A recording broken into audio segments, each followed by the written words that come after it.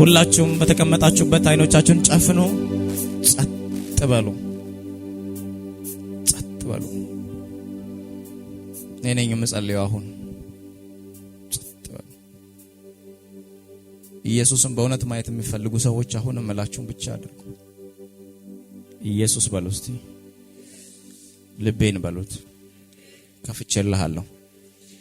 ኢየሱስ በሉት። አንተን ለማየት በሉት። ፍቃደኛ ነኝ። በደምህ ታጥቤያለሁ። በፊትህ እንድቆም ድፍረቴ ደምህ ነው። አሁን አንተ እንደመጣህ አውቄያለሁ። እኔም አንተን ማየት ነው የምፈልገው። ፍቃደኛ ነኝ። አሜን። አሁን ጸጥ በሉ። ማንም ሰው እንዳይጸልይ፣ እንዳትዘምሩ፣ ልሳን እንዳትናገሩ። አሁን የኢየሱስ ጊዜ ብቻ ነው። ዝም ብላችሁ ጠብቁ። እስቲ እንጠብቀው። የምንዘምርበት ጉባኤ ውስጥ እውነት ኢየሱስ አለ? እስቲ እንጠብቀው።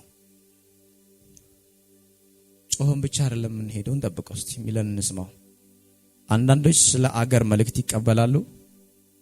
አንዳንድ ሰዎች ሰማይ ጎብኝተው ወደዚህ መመለስ እስከማይፈልጉ ድረስ እቅፍ ውስጥ ያስገባቸዋል። አንዳንዶች ያለፉትን ታሪክ ሁሉ ያሳያቸዋል እና ወደፊት የሚቀበሉትን ያሳያቸዋል። ብዙ ሰው ዲዳ እስከሚሆን፣ ሰውነቱን መቆጣጠር እስከማይችል፣ አይኖቹ እስከሚዘጉ፣ እንደ ጳውሎስ እንደ ዳንኤል መናገር እስከማይችሉ፣ እንደነ ኢሳይያስ አፋቸውን የሚነካቸው ብዙ ሰዎች ልፍስፍስ እያሉ ይወድቃሉ። ሰውነታቸውን መቆጣጠር አይችሉም። አንዳንዶች ሰው የነካቸው ነው የሚመስላቸው። እኔ ግን አልነካዋቸውም። ራሱ ነው መጥቶ የሚነካቸው እና ሰው የነካቸው መስሏቸው አይናቸውን ለመግለጥ ሲሞክሩ ከባድ ብርሃን ፊታቸው ቆሞ ያያሉ። ይህ ደግሞ የፊቱ ብርሃን ነው። የኢየሱስ ደም። ሰዎች ከወንበራቸው ላይ ውድቅ ስለሚሉ አገልጋዮች ይጠብቁልኝ። የኢየሱስ ደም።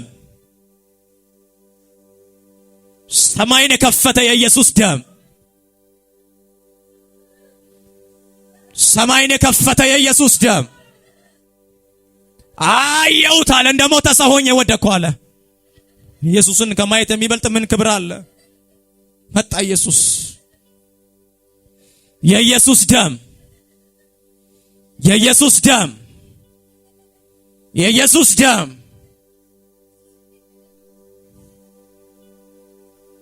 ይኸውና ኢየሱስ እያሉ አንዳንዶች ይንቀሳቀሳሉ ኢየሱስን ለመንካት።